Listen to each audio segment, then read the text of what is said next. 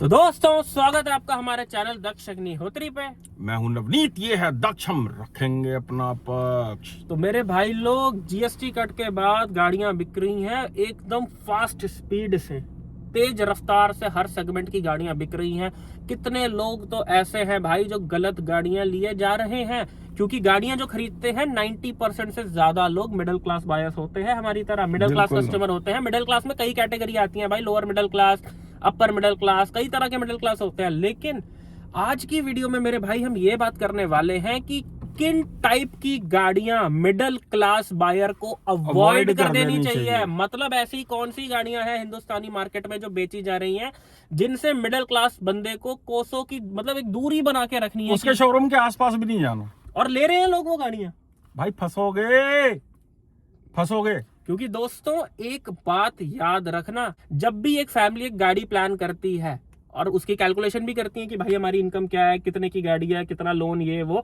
दोस्तों जब भी आप एक गाड़ी का लोन कैलकुलेट करते हो, आप सिर्फ अपनी इनकम और उस गाड़ी की किस्त कैलकुलेट करते हो, लेकिन आप जो मिसलीनियस खर्चे होते हैं, यानी कि पेट्रोल कितना लगेगा, भाई साहब बैटरी भी चेंज होगी एक टाइम को आके, सर्विस का क्या खर्चा है, इंश्योरेंस भी दोबारा रिन्यू होएगी, सब कुछ होएगा, ये कोई काउंट नहीं करता है। मिडिल क्लास बंदा सिर्फ एक ही चीज काउंट करता है, EMI, किस्त और मेरी इनकम। भैया फंस जाता बंदा फिर लेके। तो अकेली किस्त नहीं होती। आज की वीडियो में जो हम गाड़ियां कवर करेंगे वो इतनी किफायती गाड़ियां हैं कि वो आपकी फैमिली मेंबर बन के बैठ जाएंगी और कुछ बोलेंगे नहीं भाई। और ऐसी गाड़ियां जो आपको बचना है, जिनसे मेरे भाई मत ही लेना। पूरा एग्जांपल देके समझाएंगे बात को। सबसे पहले नंबर पे गाड़ी जो हमारी लिस्ट पे आती है, जो मिडिल क्लास बंदे को अवॉइड करनी है, मतलब एक आम आदमी जो कि कैसे तैसे जोड़ तोड़ करके गाड़ी का सपना अपना पूरा कर रहा है, मेरे भाई लोग इन गाड़ियों से दूर रहना। स्कोडा और VW की गाड़ी से दूर रहना भाई, जर्मन कार से। सबसे पहली नंबर पे मैं बोलूंगा काइलैक को कवर करेंगे, बिकॉज टाइगून वगैरह जो VW की गाड़ी है वो फिर वाटर जेटी 20-22 लाख रुपए की आती है। 20-22 लाख की गाड़ी I believe upper middle class का बंदा लेता है, लेकिन काइलैक जिस प्राइस पे है 8 से 12, 13, 14 लाख, इस सेगमेंट का बंदा मिडिल क्लास होता है, जो कि गाड़ी लेके, स्कोडा की गाड़ी लेके बहुत बड़ी गलती कर रहे हैं कस्टमर, कर रहे हैं। और दिख रहा है भैया, लेते जा रहे हैं लोग, फंसेंगे कल को। क्योंकि भाई काइलैक गाड़ी वही अफोर्ड कर पाएगा जो उसके टॉप मॉडल का बजट है, जिनका जो ऊपर की गाड़ी भी खरीद सकते हैं, उन्होंने खरीद लिया नीचे का मॉडल। 20 लाख का बजट था, 14 लाख की काइलैक ले ली प्रेस्टीज ऑटो। कोई दिक्कत नहीं है, नीचे वाला मॉडल ले लिया भाई मैंने, सिग्नेचर ले लिया, मेरे पास बजट है मैंने, लेकिन मुझे पता फन टू ड्राइव गाड़ी है, मैंने खरीद ली। लेकिन ऐसा कस्टमर ना ले भाई जो ब्रीजा प्लान कर रहा था, फ्रॉन्क्स प्लान कर रहा था, मारुति प्लान कर रहा था, मैं नेक्सॉन लूं या मैं काइलैक लूं, ऐसे कस्टमर, फ्रॉन्क्स लूं या मैं काइलैक लूं, ऐसे कस्टमर्स के लिए दोस्तों काइलैक नहीं है, बिकॉज ये स्कोडा है भाई। इसको आप ये मत समझना कि नेक्सॉन के प्राइस में आ रही है, ब्रेजा के प्राइस में आ रही है, फ्रॉन्क्स से लाख रुपए महंगी आ रही है। क्योंकि मिडिल क्लास कस्टमर के साथ होता क्या है, वो स्कोडा चला लेता है, काइलैक चला लेता है, चला के ना वो मतलब उसके नशे में धुन हो जाते, सपने में भी आ रही होती है। काइलैक चलाने के बाद फिर कस्टमर को ना उनकी नींदें उड़ जाती है कि भाई साहब क्या गाड़ी है यार, ये तो लेनी ही लेनी है। फिर वो आउट ऑफ द वे जाके वो गाड़ी लेते हैं। लेकिन भाई ऐसी गाड़ी वही ले बंदा जो अफोर्ड कर सकता है, बिकॉज हम अपनी पहली और भी वीडियोस में बात करते हैं कि गाड़ी को बाय करने में और उसको अफोर्ड करने में दोनों में फर्क है। अब इसका एग्जांपल समझा देता हूँ भाई। ये गाड़ियां जर्मन कुत्ते की तरह हैं। बिल्कुल, जर्मन कुत्ता, जर्मन शेपर्ड सबसे सस्ता आता है इंडिया के अंदर। जैसे स्कोडा की सबसे सस्ती काइलैक आती है, जर्मन कार सबसे सस्ती काइलैक अवेलेबल है, वैसे ही जर्मन डॉग्स में सबसे सस्ता है जर्मन शेपर्ड। लेकिन भैया एक बार गूगल पे जाके उसकी डाइट कैलकुलेट करना, उसको महीने का कितना खर्चा चाहिए होता है। भाई कुत्ता तो वो सस्ता पड़ता है, लेकिन उसकी खुराक ना आपके चारों फैमिली मेंबर से महंगी पड़ेगी। उसको मीट खिलाना पड़ेगा, आप चाहे खाते हो या ना खाते हो। उसको कैल्शियम वाला, प्रोटीन वाला, ये सब खाना देना पड़ेगा। उसके नहीं तो भाई ऐसे हो जाएगा वो, नहीं या तो आपको काट लेगा या खुद कमजोर पड़ जाएगा। मतलब इनके साथ वो नहीं है कि सूखी रोटी भी खा ली, जैसे ब्रेजा को आप कह सकते हो। तो भाई मारुति वाला कस्टमर, फ्रॉन्क्स मतलब जो फ्रॉन्क्स वगैरह जो मारुति की गाड़ियां ले रही हैं, काइलैक मत लो मोहित होके कि वाह भाई मजा आ गया। बिकॉज पर्सनली अगर हम अपनी बात करें भाई, हम भी 4 साल से स्कोडा का एक्सपीरियंस है हमको। हम 2000 जिस गाड़ी में बैठे हैं ये फॉक्सवैगन GT है, 2021 में हमने पहली बार पोलो ली थी, और तब से लेके अब तक लगभग 5 साल होने वाले हैं। हमें 4-5 साल का एक्सपीरियंस है जर्मन कार का। लगभग 80,000 किलोमीटर हमने अपनी टाइगून चला दी है। These cars are not for middle class customers. भाई साहब नहीं अफोर्ड होती है ये गाड़ियां। स्कोडा की गाड़ियां, फॉक्सवैगन की गाड़ियां वही अफोर्ड कर सकता है जिसके पास महीने का 60-70 हजार रुपए अलग से फालतू पड़ा हुआ है। बिल्कुल, क्योंकि भैया चलाने का मन करेगा और तेल पिएंगी। रोज का 1000-1500 का पेट्रोल मान के चलो, अगर आपके पास हर महीने 50 से 70 हजार रुपए फालतू पड़े हुए हैं, फालतू अपने खर्चे के अलावा भी फालतू पड़े हुए हैं, तो आप ये गाड़ियां इंजॉय कर सकते हो। वरना आप ये गाड़ियां ले तो लोगे लेकिन इंजॉय नहीं कर पाओगे, नीचे ही खड़ी रहेंगी। इसलिए ये गाड़ियां मत लेना। These cars are not for middle class buyers भाई। These are expensive to maintain and expensive to drive। ये बात समझ लो भाई, ये बात आपको कोई नहीं बताएगा। बाद में फंस जाओगे। जब मेंटेनेंस मांगेगी ना गाड़ी और स्पेयर पार्ट भी नहीं बाहर मिलेगा, सर्विस सेंटर वाले 6-6 हजार रुपए का लेबर चार्ज बनाएंगे, तब समझ आएगी ये बात जो है। अगर मेंटेन कर सकते हो, अफोर्ड कर सकते हो, देन गो विद काइलैक। बिल्कुल, अदरवाइज काटा मार देना भाई बिल्कुल, अगर बजट सेगमेंट में प्लानिंग है अपनी। बहुत से लोग हैं जो अफोर्ड भी करते हैं, जो चाहते हैं कि मेरे को कम पैसे में अच्छी गाड़ी आ जाए, 1 पेमेंट लेके खत्म करो। ऐसे में आप 10 लाख रुपए का काइलैक का वेरिएंट भी उठा सकते हो। लेकिन अगर आप, मेरे भाई ध्यान से समझना, ये चैनल सिर्फ मिडिल क्लास कस्टमर की बातें करता है, आपके हित की बात करता है। अगर आप 1,00,000, 1.5 लाख, 2 लाख रुपए की डाउन पेमेंट करके 5 से 7 साल का लोन बनवा के काइलैक जैसी गाड़ी ले रहे हो, तो आप अपनी लाइफ की शायद सबसे बड़ी मिस्टेक कर रहे हो। बिकॉज वो गाड़ी आपकी फिर महीने की 100-200 किलोमीटर ही चलेगी, बिकॉज ये बहुत पेट्रोल पीती हैं और इनमें ना बाहर से CNG फिट हो सकती है। बिल्कुल। अब चलते हैं अगली गाड़ियों की तरफ भाई। इसमें तो हो गई स्कोडा VW की गाड़ियां। टर्बो इंजन अवॉइड कर देना अगर आप बजट सेगमेंट के अंदर गाड़ी प्लान कर रहे हो। अगर आप मिडिल क्लास कैटेगरी के अंदर भाई आते हो, देखो हर एक को अपनी जेब का पता होता है। मुझे पता मेरे खीसे में कितना, आपको पता आपके खीसे में कितना। क्योंकि दोस्तों हमारा काम जो है वो कॉल कंसल्टेंसी का भी है, आपको पता ही होगा। अगर आप भी किसी गाड़ी में कंफ्यूज हो, आपको नहीं समझ आ रहा कि मैं किस सेगमेंट की कौन सी गाड़ी लूं, फिर चाहे आपका बजट 25, 30, 50 लाख ही क्यों ना हो, नहीं समझ आ रहा कि मैं कौन सी गाड़ी लूं, ये नीचे हमारा नंबर बना रहा है। व्हाट्सएप पे मैसेज करके कॉल स्लॉट बुक करा के, पेड कॉल स्लॉट बुक करा के हमारे साथ कॉल पे भी जुड़ सकते हैं। उससे पहले जैसे हम बात कर रहे थे कि कंसल्टेंसी का काम है, हमारे पास कॉल कंसल्टेंसी में मेरे भाई लोग बहुत सारे लोगों के फोन्स आते हैं, दिल्ली से, गुजरात से, मुंबई से, महाराष्ट्र, कर्नाटक, हर जगह से कॉल्स आते हैं। ये देखो कितने मैसेजेस लोगों के आते हैं। ये वही नंबर है जो नीचे दे रखा है, आप मैसेज करोगे आपका भी यहीं पर आएगा। तो कहने का मुद्दा ये है भाई कि इतने कॉल्स आते हैं और 100 में से 95 लोग होते हैं जिनका एक ही कंसर्न होता है सबसे ज्यादा, और वो है माइलेज। टर्बो इंजन सिर्फ तभी लेना अगर आपकी सिर्फ और सिर्फ हाईवेज पे चलती है, बिकॉज हाईवेज पे वो फिर माइलेज दे देती हैं। लेकिन अगर हम बात करें शहरों की, दिल्ली शहर, मुंबई शहर, बैंगलोर शहर, ऐसे शहरों में टर्बो इंजन माइलेज थोड़ी कम देते हैं एज कम्पेयर टू थोड़े बाकी इंजन जो होते हैं। नेचुरली एस्पिरेटेड दे देता है, लीनियर पावर के साथ साथ वो माइलेज भी निकाल देता है। हाँ। लेकिन भैया इसके अंदर मिडिल क्लास बायर जो है GDI इंजन यानी कि turbo engine, direct injection engine ना बिल्कुल ना ले। अब GDI इंजन कौन सी गाड़ियों में आ रहे हैं? 3XO TGDI काइलैक के अंदर आ रहा है, फ्रोंक्स के अंदर आ रहा है टर्बो जेट जो है। फिर ये निसान में भी TGDI है। हाँ, TGDI आता है टर्बो जो है। मतलब ये निसान की कौन सी, वो मैग्नाइट वगैरह, वरना टर्बो, वाटर GT, ये वो मिडिल क्लास आदमी के लिए जो सबसे किफायती गाड़ियां रहती हैं वो है सिर्फ और सिर्फ नेचुरली एस्पिरेटेड इंजन। अब दोस्तों एक चीज ध्यान रख लेना, कान खोल के सुन लो, पेपर पेन लेकर बैठ जाओ, नोट कर लेना ये बात जो मैं अब बोलने वाला हूँ कि फन टू ड्राइव गाड़ी आपको नहीं लेनी है। अगर आप एक बजट को देखते हुए गाड़ी ले रहे हो तो फन टू ड्राइव गाड़ी नहीं लेना, फिर बोरिंग कार ले लेना भाई। क्योंकि जो गाड़ी फन टू ड्राइव होएगी वो गाड़ी खर्चा भी कराएगी भाई। ऐसा पिएगी तेल वो।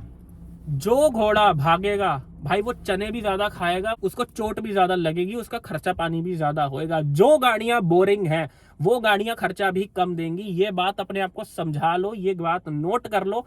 Boring cars are reliable cars, boring cars are most reliable cars. Because fun to drive तो ठीक है भाई, जो फन है ना वो फ्री में नहीं नोटों आता के साथ आता फन फ्री में नहीं आता है। मौज मस्ती कम्स विद अ पेमेंट।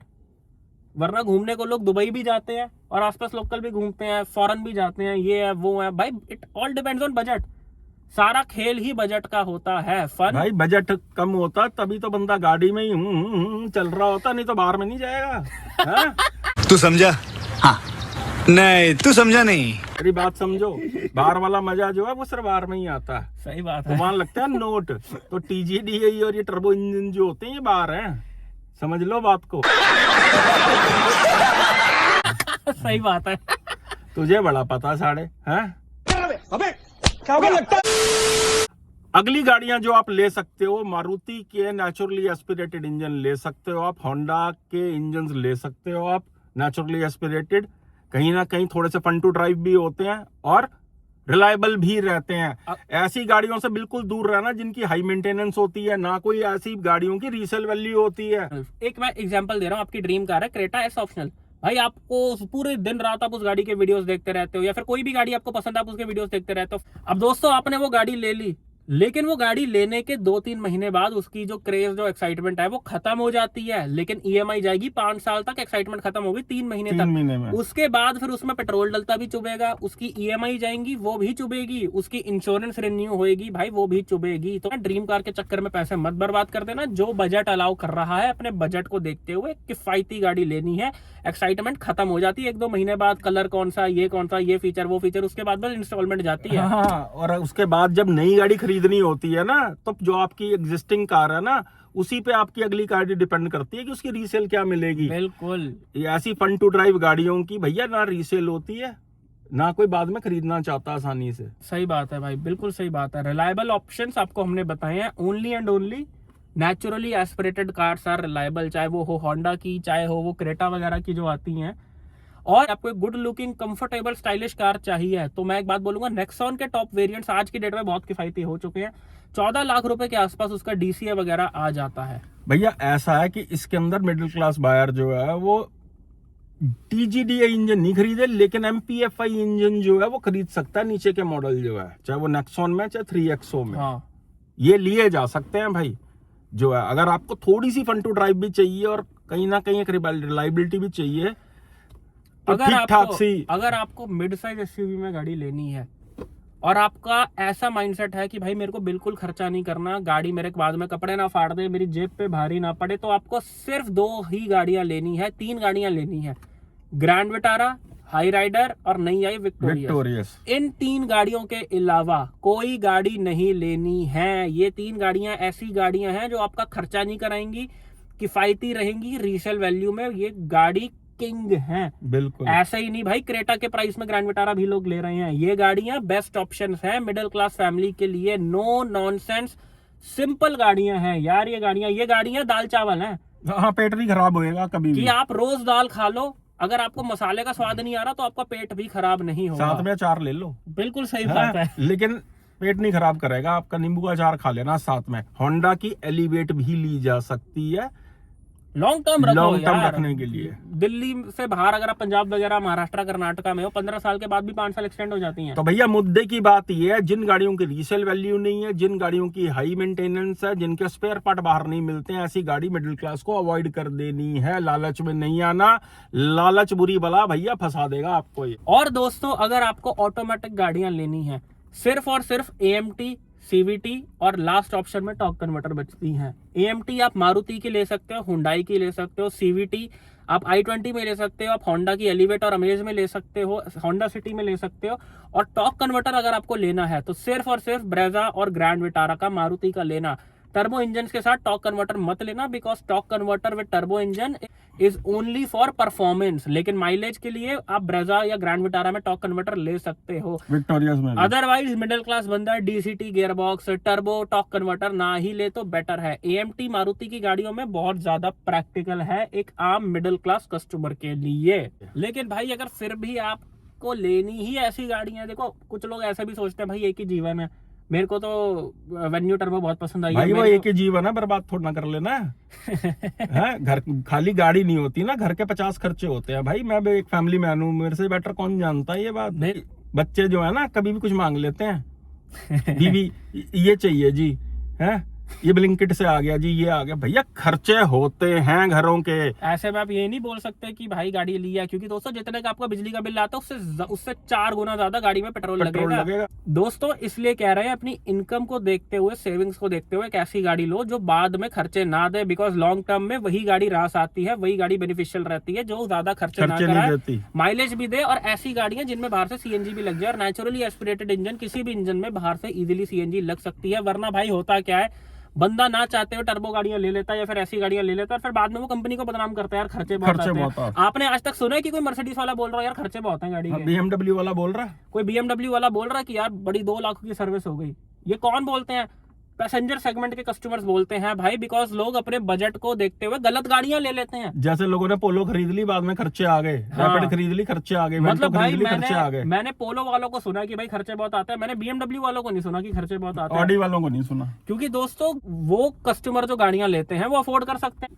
तो भैया 100 बातों की एक बात, अगर आपको रिलायबल गाड़ियां चाहिए, मिडिल क्लास हो, तो मारुति की गाड़ियां इज दी बेस्ट। होंडा की गाड़ियां, होंडा की गाड़ियां सेकंड नंबर पे आ जाती हैं। बिल्कुल, सिर्फ और सिर्फ ऐसे में आपको नेचुरली एस्पिरेटेड इंजन लेने हैं। चीज और बोलूंगा, मिडिल क्लास बंदा कोशिश करे ईवी गाड़ियां भी अवॉइड कर दे। बिल्कुल। इलेक्ट्रिक गाड़ियां आपको नहीं लेनी है भाई। इलेक्ट्रिक गाड़ियां उन लोगों के लिए जिनकी घर की दूसरी या तीसरी गाड़ी है। जो बंदा घर पे 2-3 गाड़ियां रख रहा है उसको नहीं फर्क पड़ता कि गाड़ी कल को बिके या ना बिके, बिकॉज ईवी कार्स की रीसेल वैल्यू 0 है।